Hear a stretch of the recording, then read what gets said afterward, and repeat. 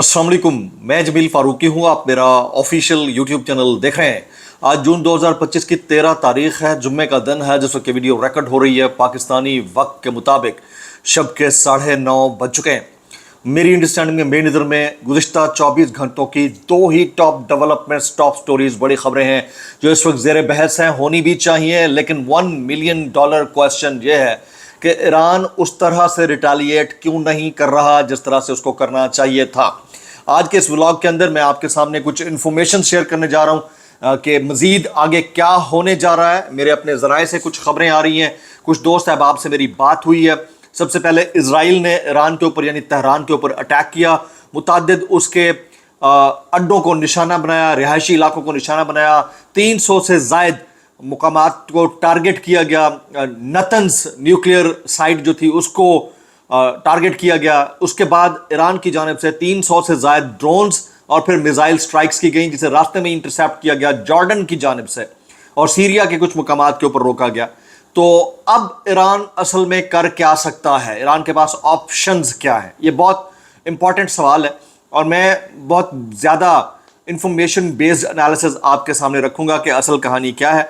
दूसरी इंपॉर्टेंट चीज़, पाकिस्तान इस सारे मामले के अंदर क्लियर कट अपना जवाब या रद्द-ए-अमल दे चुका है, तर्जमान दफ्तर खारजा के ज़रिए और हमारी करारदाद के ज़रिए। लेकिन इंडिया इजराइल नेक्सस ईरान और पाकिस्तान के लिए कितना ख़तरनाक हो सकता है, इसके ऊपर भी डिबेट करना बनती है। And third one is most important thing, आज सिंध असम्बली का बजट पेश कर दिया गया, सिंध का बजट पेश किया गया, उसी तरह से KPK का भी। और क्या प्रैक्टिकली माइनस इमरान खान हो चुका है, ये वो सवाल है जिसका जवाब ढूंढना बहुत ज़रूरी है।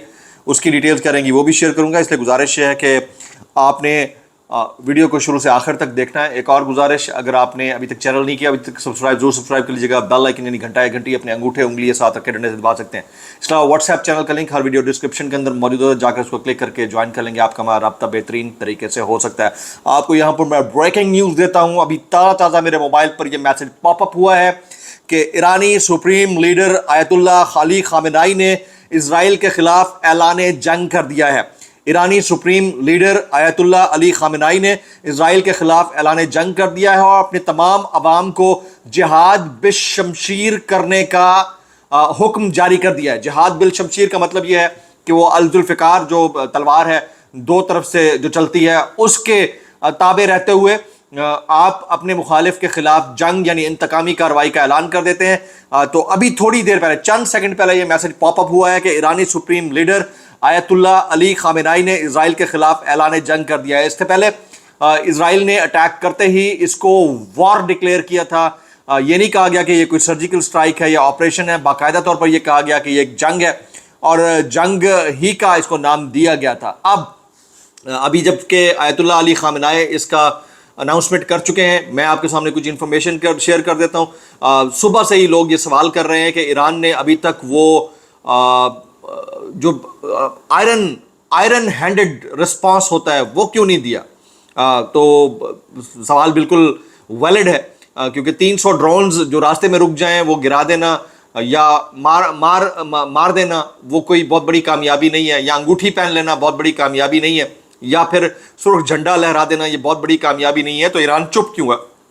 तो मैंने अपने कुछ दोस्त जो मुख्तलिफ न्यूज़ चैनल्स के अंदर ईरान के अंदर काम करते हैं उनसे बात की, तो उन्होंने कहा कि ईरान की जो खामोशी है ये बहुत बड़े तूफ़ान का पेश खैमा है, डू एंड डाई की सिचुएशन है और कुछ बड़ा हो सकता है। तो क्या बड़ा हो सकता है? 3-4 ऑप्शंस मुझे दिए गए, बताया गया बतौर तज्जिया, इंफॉर्मेशन बेस्ड तज्जिया। एक तो ये कि ईरान जो है सही वक्त का इंतज़ार कर रहा है कि किस टाइम पर यह करना है, टाइम वो अपना खुद चूज़ कर रहा है। दूसरा ये कि ईरान अब खाली मिसाइल या ड्रोन अटैक नहीं करेगा, वो अपनी इस खित्ते के अंदर हेजमनी को प्रूफ करेगा। तो वो प्रूफ करने के लिए उसको करना पड़ा तो लाइव न्यूक्लियर टेस्ट भी कर सकता है। It could be a possibility.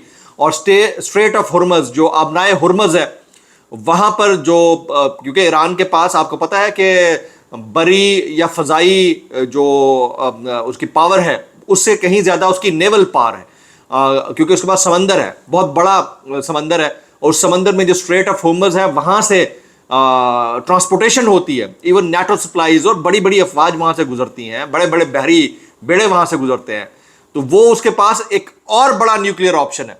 अगर वो न्यूक्लियर लाइव टेस्ट करता है और वहां पर करता है और अपने मुखालफिन के जो बहरी बेड़े हैं उनको टारगेट करता है, तो ये वॉर डिक्लेयर हो जाएगी। मेरी बाकायदा तौर के ऊपर अपने कुछ दोस्तों से जो कि ईरान के अंदर मुख्तलिफ टीवी चैनल्स के अंदर काम करते हैं, उनसे बात हुई है, तो वो कहते हैं कि इस वक्त ईरान के अंदर बहुत ज़्यादा गुस्सा है उनके अवाम के अंदर। उनकी मरकज़ी क़यादत जो कि 20 जर्नल मरवा चुकी है, इंक्लूडिंग द आर्मी चीफ, तो वो बहुत मुश्किल कैफियत के अंदर हैं और ये डिसाइड कर रहे हैं कि कब, कैसे और किस तरह से करना है।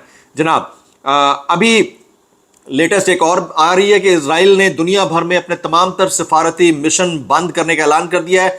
दुनिया भर में मौजूद तमाम इजरायली सफारत खानों को बंद करने का ऐलान कर दिया गया है। तमाम खलीजी ममालिक में फ़ज़ाई हुदूद भी बंद कर दी गई है। इजरायली हमले अभी इस वक्त, जिस वक्त मैं आपसे बात कर रहा हूँ, इस वक्त भी जा रहे हैं। इजरायली मिसाइल ने तेहरान के लाविजान इलाके को निशाना बनाया है। इजरायली तैयारों की तबरेज़ समेत ईरान के मुख्तलिफ शहरों के ऊपर बमबारी जारी है।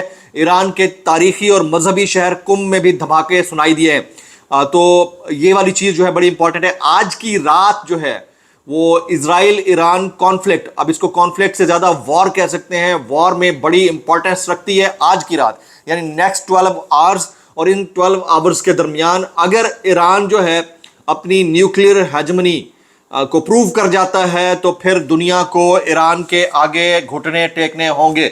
और अगर यहाँ पर इस मौके के ऊपर उन्होंने थोड़ी सी भी अपनी वीकनेस जो कि अभी तक शो की है वो मज़ीद शो कर दी, तो फिर इजराइल जो है हावी हो जाएगा और उनके जो हिमायती हैं वो हावी हो जाएंगे। अब उस वक्त का इंतज़ार है, देखते हैं इसके अंदर से क्या होता है। दूसरी जो टॉप स्टोरी है वो भी काबिले ज़िक्र है, और वो ये है कि इजराइल इंडिया नेक्सस, इस नेक्सस को आप और हम बतौर इंटरनेशनल अफेयर्स एनालिस्ट इग्नोर नहीं कर सकते हैं। ऑलरेडी इंडिया इजराइल की मदद से पाकिस्तान के ऊपर सर्जिकल स्ट्राइक कर चुका है। फॉल्स फ्लैग उनके साथ जो कुछ हुआ पहलगाम के अंदर, उसके बाद उसको जवाब बनाकर इन्होंने घटिया हरकत की, जिसका जवाब पाकिस्तान की एयरफोर्स ने दिया। लेकिन गुज़िश्ता 24 घंटे के अंदर इंडिया को 3 बड़े सेटबैक्स फेस करना पड़े हैं।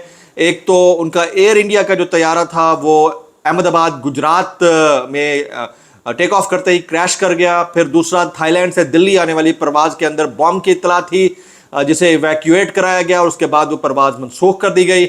तीसरा, एक ट्रेन एक्सीडेंट है। तो ये सारी चीज़ें इंडिया, अभी तक तो ऑफिशियली उनकी तरफ से कोई स्टेटमेंट नहीं आया, लेकिन क्योंकि इंडिया के ऊपर हमेशा से ये इल्ज़ाम रखा जाता रहा है कि पहलगाम टाइप के वाक़े के फ़ौरन बाद वो इल्ज़ाम सीधा पाकिस्तान के ऊपर धर देता था, तो हो सकता है कि इसमें वो कोई टाइम गेज कर रहा हो, क्योंकि खामोशी बहुत बड़े तूफ़ान का पेश खैमा हो सकती है। अब इस सारी सिचुएशन के अंदर पाकिस्तान बतौर न्यूक्लियर स्टेट ऑलरेडी आज ईरान के ऊपर हमलों की शदीद अल्फाज में मजम्मत कर चुका है।